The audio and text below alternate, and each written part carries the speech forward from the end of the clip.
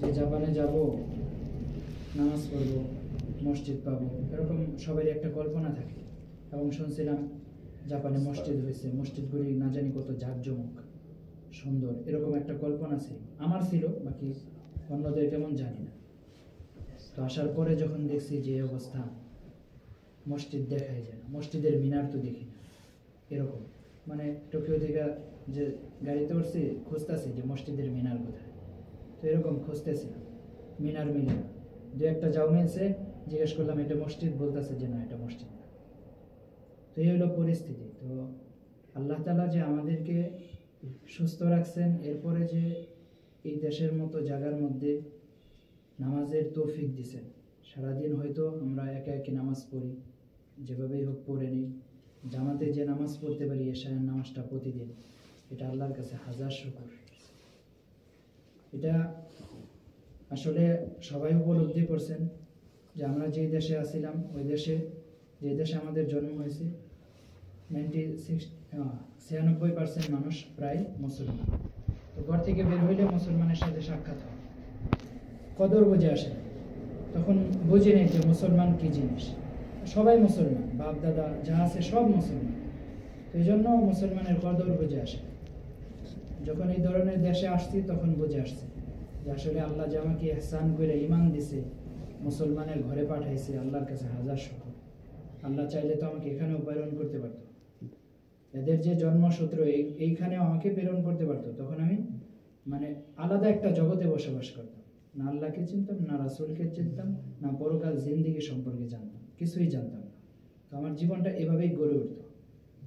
তো এই জন্য আল্লাহ তাআলার নিয়ামত আল্লাহ দিয়েছেন আমাদেরকে। এরপরে এখানে আসার পরেও যে আমরা এই আবহাওয়ার মধ্যে বিলীন হয়ে যাইনি, আল্লাহ তাআলা আমাদের ঈমানকে ধরে রাখার তৌফিক দিয়েছেন। এখনো মসজিদে এসে নামাজ আদায় করতে পারতেছি, আল্লাহর কাছে শুকর।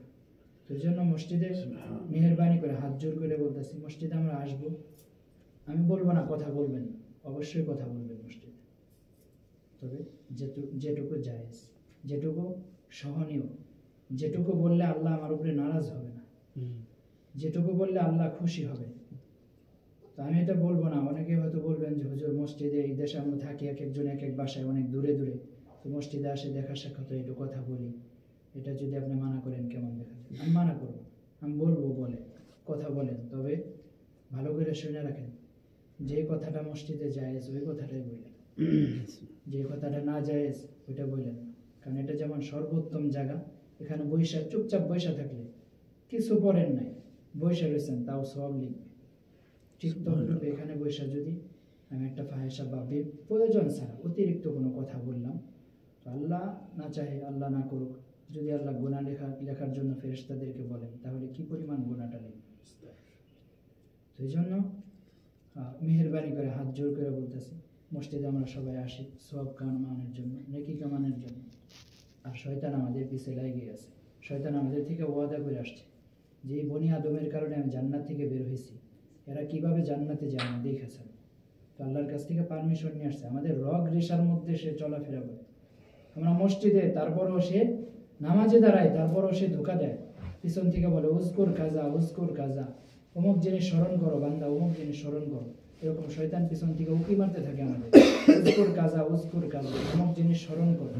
তো কত বড় শত্রু সে আমাদের, যে নামাজের ভিতরে দাঁড়ায় তারপরও আমাদেরকে ধোকা দেওয়ার চেষ্টা করে। কতটা চ্যালেঞ্জ নিয়ে সে দুনিয়ায় আসছে যে আমাদেরকে জান্নাতে যেতে দিবে না।